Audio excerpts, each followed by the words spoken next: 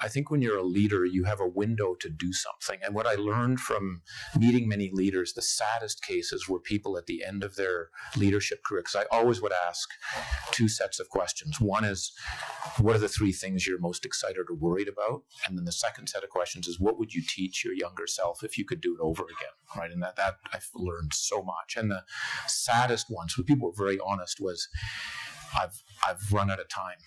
And I've now figured out what I want to do. And time moves so quickly. I mean, once you're toward the end, it's too late. And so this notion of you've got to move quickly, and it's hard because in the early period, you don't actually have the credibility. So when you want to be the boldest, people are going, is this person do they really know what they're doing? Can they do this stuff?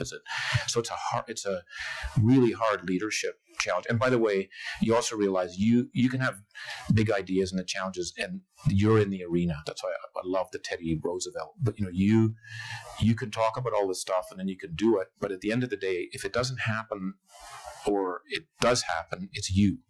I always think of this image because I get a lot of colleagues in McKinsey partners, lots of good advice. They love to give advice to me too, and they say, do this, do that. And I felt like you're in a bull ring and you've got this blanket and it's red, and someone's saying, hey, do it this way, do it, and they're eating popcorn.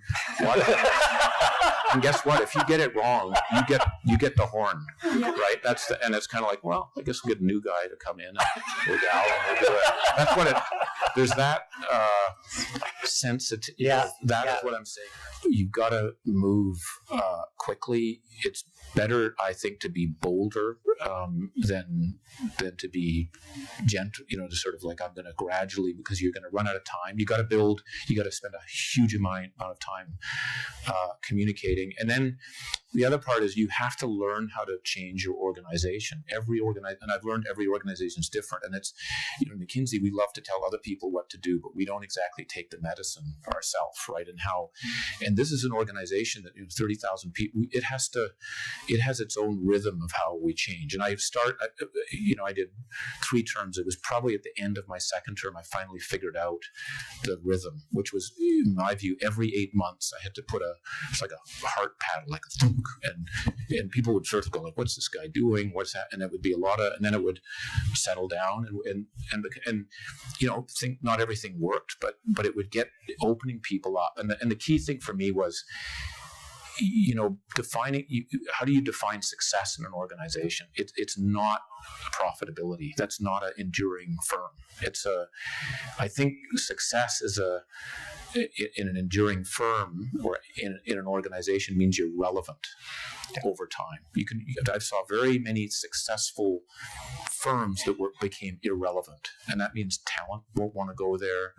You won't have the influence in the system that you otherwise can. And so being relevant matters. And for me, that meant we have to be relevant in each of our communities, right? So we're in 133 locations. What our colleagues want to do in Nairobi is going to be very different than what our colleagues want to do in Stockholm, but they have to be involved in the community in helping in making a difference so that people, my test was if I went into any of our communities, I said, I want to know who the 40 people are that are the most influential. And I don't mean that in a sense of trying to find power. It's people that are actually making that system work.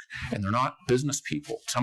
A chunk of them are, but it's media, it's academics, it's NGOs, it's